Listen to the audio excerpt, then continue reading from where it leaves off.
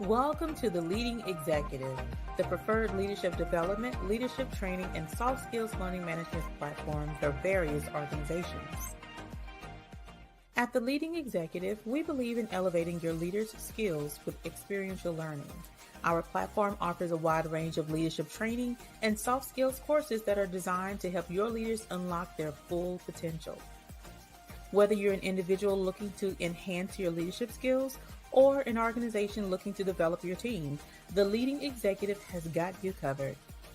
Our courses are designed to be engaging, interactive, and practical, ensuring that your leaders not only learn the skills, but also apply them in real-life situations. Our motto is unlock your leaders' full potential. We believe that every leader has the potential to be great, and our platform is designed to help them get there. So what are you waiting for? Sign up today and start unlocking your leaders' full potential with the Leading Executive. The Leading Executive, elevate your leader skills with experiential learning.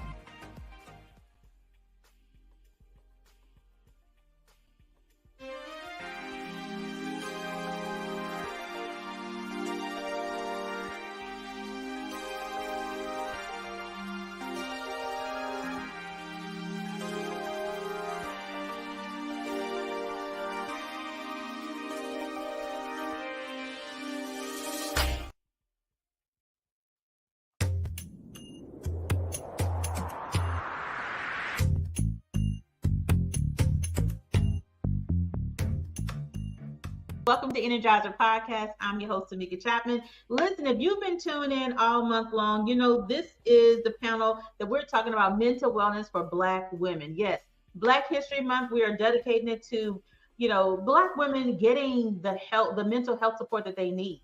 And so we are going to bring on our favorite guests.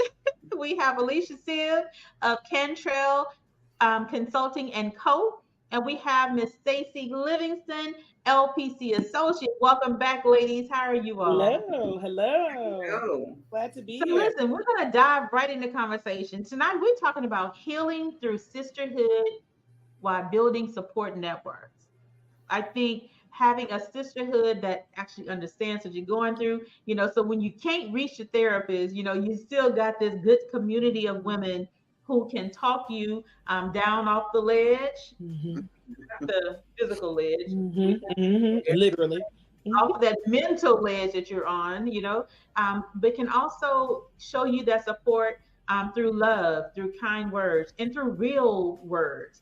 Because I think that's what we need, and to make sure that we're tapping into is those who are going to be authentically true with us, not just sugarcoat things, not just to say it just to be saying it, but having that support system that will really support what we're going through, but also hold us accountable when we're doing stuff that we should not be doing. All right. So let's talk about that real quick. Sisterhood. How can we, create a sisterhood that will support mental wellness for all women involved? Stacey, you want to kick us off with that? As we talk about sisterhood. Yeah. So to me, sisterhood is very important. I have developed a sisterhood of friends that I support, that I trust, and it's so different. We are actually girlfriends from high school, middle school. Yeah.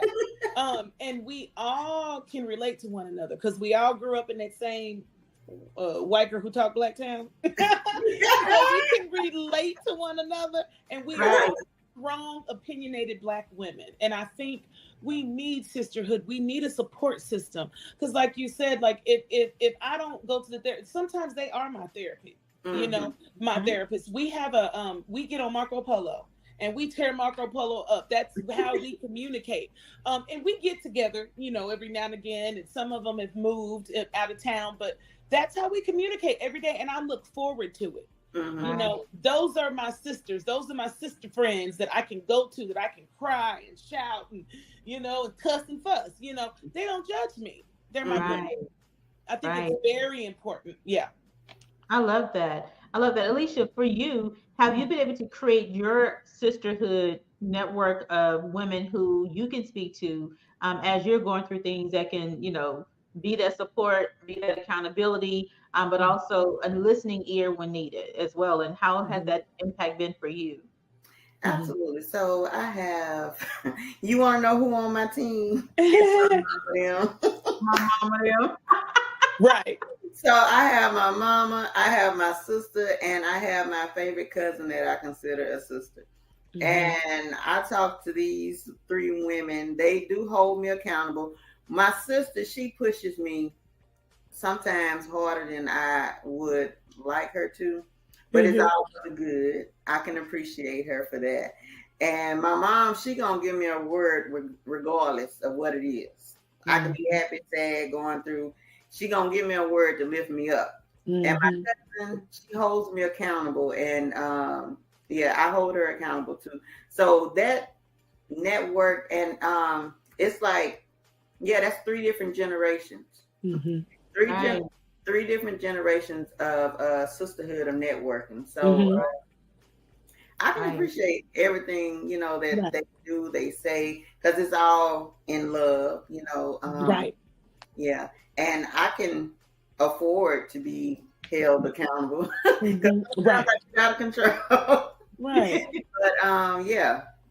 I love that. So, when we're talking about building a sisterhood, it requires some things, right? Like you mentioned, Stacey, it requires trust. Because if you can't trust the people in your community, you're not going to be open. You're not going to talk. Right. You're not going to say anything to them because, they may go and tell your business to somebody else that you don't want them to know your business or what's going on because of what we've been taught as well. However, what are some other things that we can share? What are some other qualities or traits, I should say, that a sisterhood should have in order for it to really be a sisterhood that's a support system for all women involved?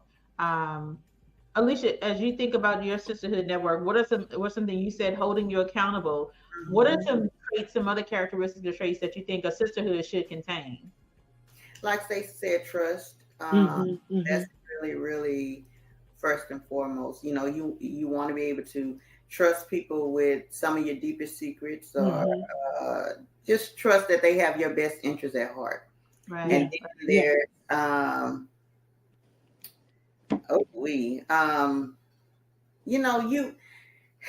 you go through life, you're raised to love everybody, but when you have that genuine love, again, it's your best interest at heart. So there's honesty, but I think just open communication, just being able to depend on that sister, being able to depend and just having open communication.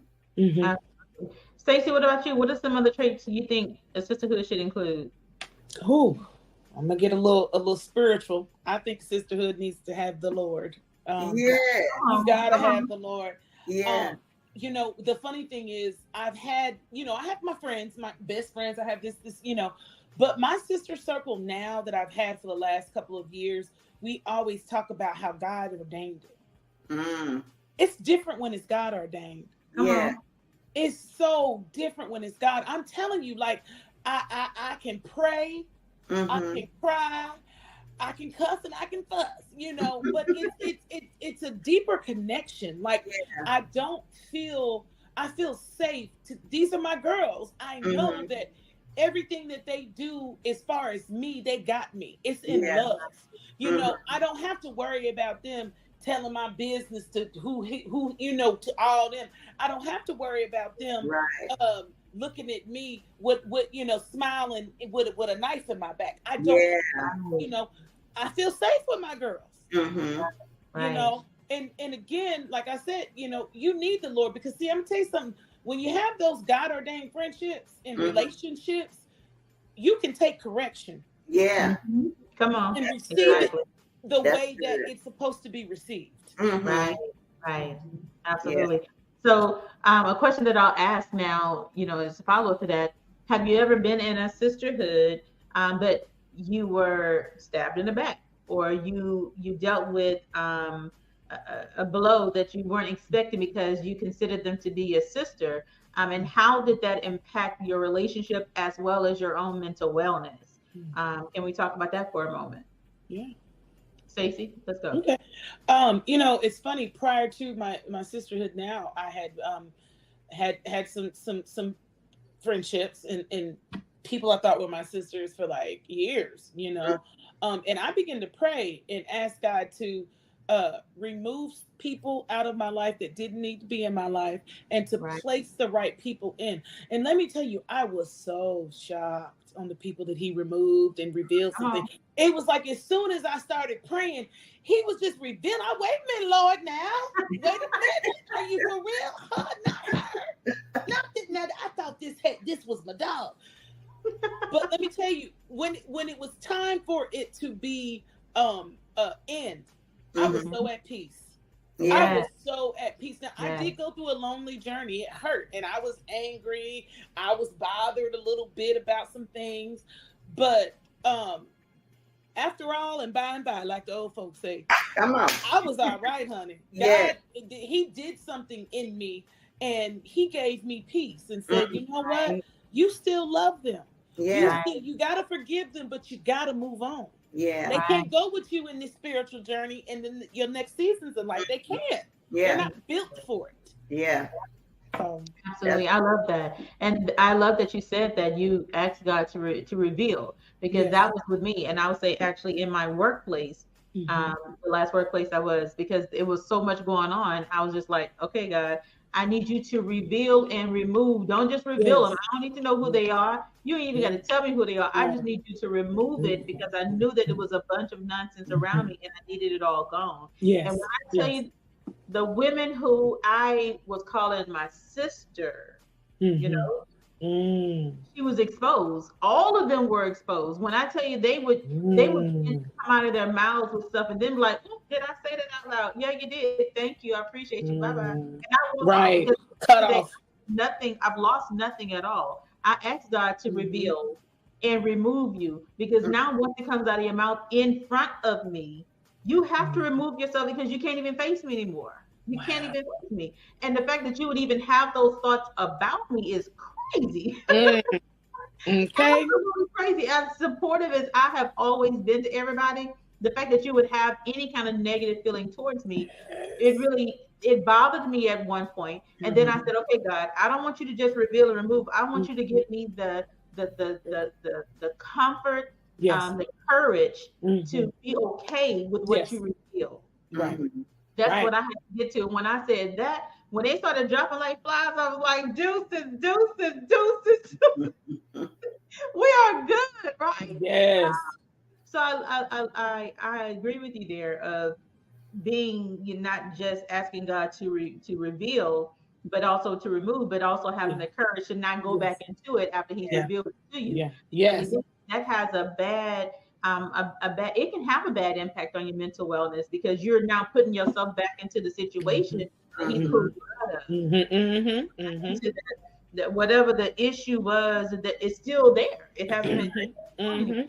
But there is, in the conversation that I've watched tonight, Tim Ross mentioned that not only did he want people to be revealed and removed, but he had a conversation with them to tell him why you no longer have access to me. What he said was, if I give you a word and I give you guidance and you walk away from me and you do the totally opposite of what I just gave you, what God just delivered to me to give to you, you now no longer have right to my voice. You no longer have right to my being. You no longer have right to be in my company, because I didn't just do that for you. That was God. So if God is using me to speak to you, and you're going to do what he told you to do, don't come back up and run it up on me. You know what I'm saying? So I'm going to have the conversation with you to let you know, you can't talk to me no more. You are removed. You no longer have a right to me. And so I'm just like, now that's a powerful word. Okay. It is.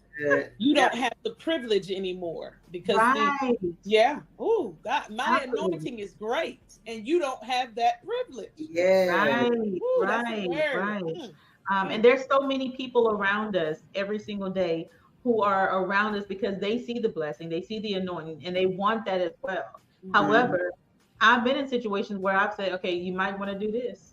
Okay, you might not want to do that. I'm trying to say it's coming from me, because I don't know everything, but I do know that I'm connected to God, and I know that He has His word, And when he gives me a download to share it, I share it with exactly who needs to hear it. And if you go out, you're doing something else, and that's on you. You can't come back to me because I can't help you. Right. Yeah. I what you say? I didn't try to told you. I didn't try to told you. Absolutely. When it comes to building a sisterhood, I believe that sisterhood should have laughter. They should have love. They should have accountability. It should have trust within it. It should be with women who you can relate to.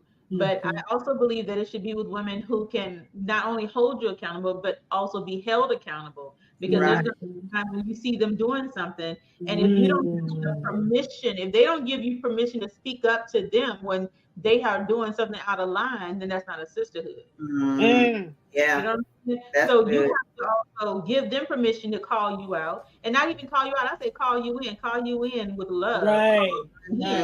But you should also have that permission to do that for them too, especially if you are saying that this is my sister, I love you, I'm looking out for you, and I only want the best for you. You can't look out for them if you can't speak to them without them taking it in a bad way. And so I think love, laughter, life, trust, accountability, permission to speak up when you see them stepping out the wrong way. I believe all of that, and God first and foremost. Yes. God ain't in it. I ain't in it either. Okay, that's all I'm saying. Yes, that's right. That's right. So, this has been amazing. I appreciate you all for sharing all month with me. As we have talked about mental wellness for Black women, we started out the first conversation talking about navigating microaggressions, which then spilled into unveiling mental health stigmas that Black women are facing in their personal lives as well as professional lives. We then came back and we started talking about self-care and mental wellness and the toll that it can take if we don't have a healthy dose of mental wellness within our lives. And now we're wrapping this up with talking about healing through sisterhood and all that it takes. Different characteristics and traits that we should look for if we are going to form a sisterhood, a bond, to be supportive to each other in workplace, outside the workplace, in a personal lives, and anywhere else that we go. So again, I thank you all. I thank you, Stacey Livingston. I appreciate you. More than welcome. Thank you, Alicia Sylve. I appreciate you. Absolutely.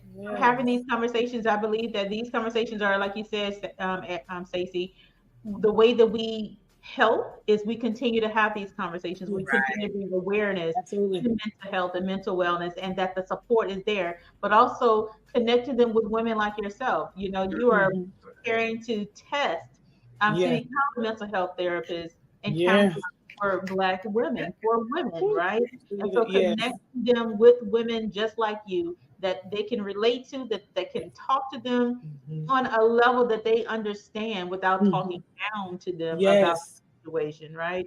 So again, thank you all so much. I appreciate it. Listen, for all of you that have tuned in, thank you for tuning in every Sunday night at 7 p.m. Eastern Standard Time. As this month we have highlighted talking about mental wellness for the Black woman. So we hope that you've gotten some amazing practices, some amazing information, confirmation, and knowledge that you can either take to your workplace or take to your home as you deal with the mental wellness challenges. And at the end of the day, the whole mission, the whole message about this is seek out mental health therapy when you first need it. Not when you are desperate for it. Desperate where you will act and do anything. You will hurry up and rush into stuff that you shouldn't be involved in. So get at the first sign that you might want to talk to somebody, just go talk to somebody. It is okay. I promise you. I've done it. Okay. And it's okay. So thank you all for tuning in to Energize the Podcast. I'm your host, Tameka Chapman. Thank you all for tuning in. Make sure you come back in March. We have another amazing series coming up, and you don't want to miss that either. So thank you all. Have a good evening. Have a good night. Stay well, stay safe, and stay warm.